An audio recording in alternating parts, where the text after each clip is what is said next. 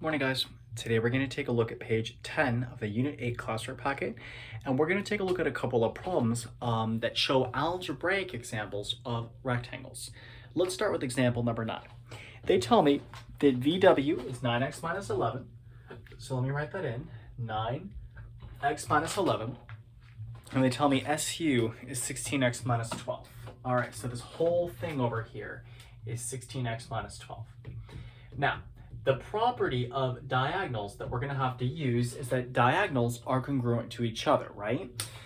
So this 16x minus 12 is also VT, right? So I can say that this whole thing here is 16x minus 12. Now notice that a diagonal of a rectangle also bisects the other diagonal, or they bisect each other rather, because they're also parallelograms. So if this is 9x minus 11, so is this. So my equation would be 9x minus 11 plus 9x minus 11 equals 16x minus 12. Just making sure I did that right. All right, so 9x minus 11 plus 9x minus 11 equals 16x minus 12. With that being said, combine some like terms, right? So 18x minus 22 equals 16x minus 12. Subtract 16x from both sides to get 2x minus 22 equals negative 12. Add 22 to the other side by using the addition property of equality, and divide by 2 using division property of equality, and I get that x equals 5.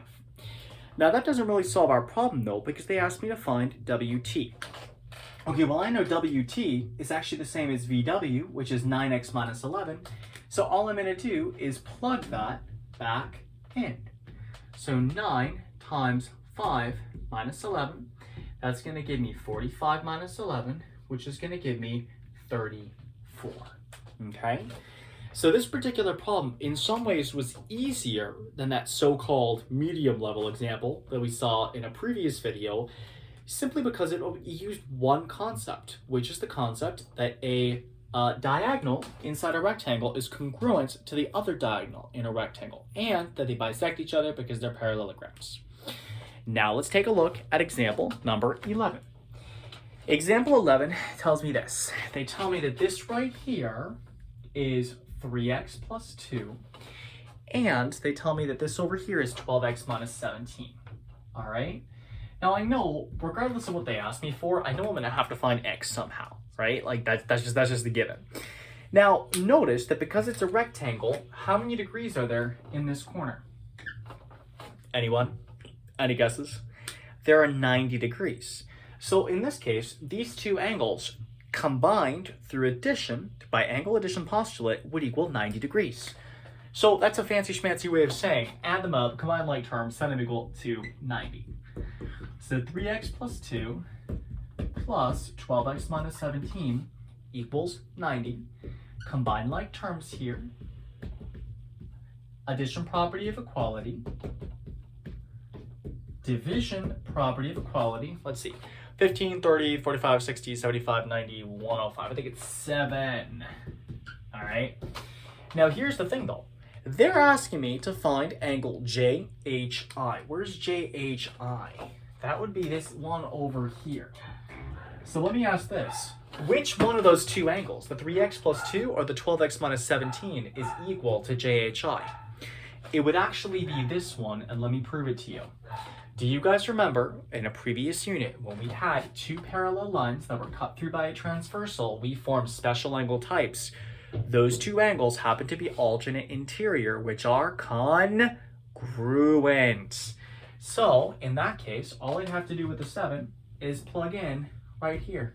So 3 times 7 plus 2, that's 21 plus 2, which is 23 degrees. Not too hard, right? Let's look at one last example, which will be example number 13. All right, so I'm just gonna erase example 9 over here.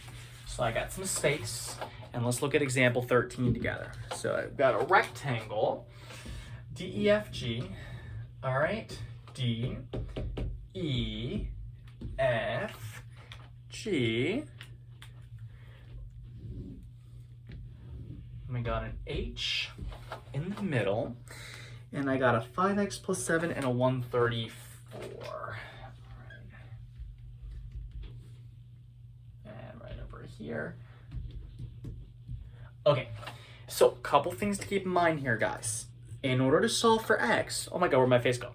In order to solve for x, obviously I need to have enough information inside this triangle here, right? So let's do stuff.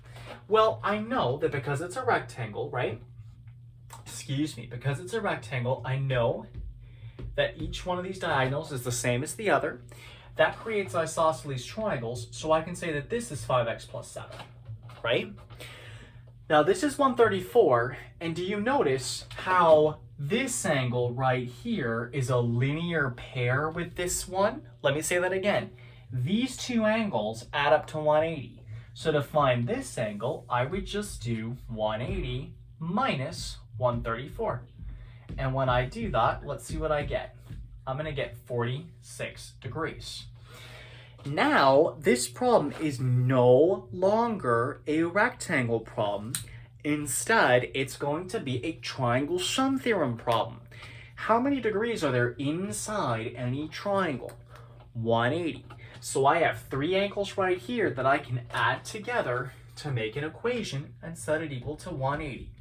So 5x plus 7 plus 5x plus 7 plus 46 equals 180 degrees. Combine like terms.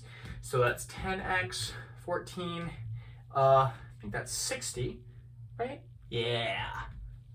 Subtract 60 from both sides, divide by 10, and lo and behold, x equals 12, okay? So the algebra problems for rectangles are not terribly difficult. What's a little bit hard about them though is that they're very situation specific. Like I can't tell you set things equal or add them up set them equal to 180 or add them up set them equal to 90 or whatever. It's going to depend on the specific problem that you have. Make sure that no matter what, you remember this isosceles triangle thing, right? That isosceles triangles are formed everywhere inside rectangles. Make sure that you also remember that rectangles have 90-degree angles in the corners because that's going to be very, very useful for finishing problems and solving problems involving angles.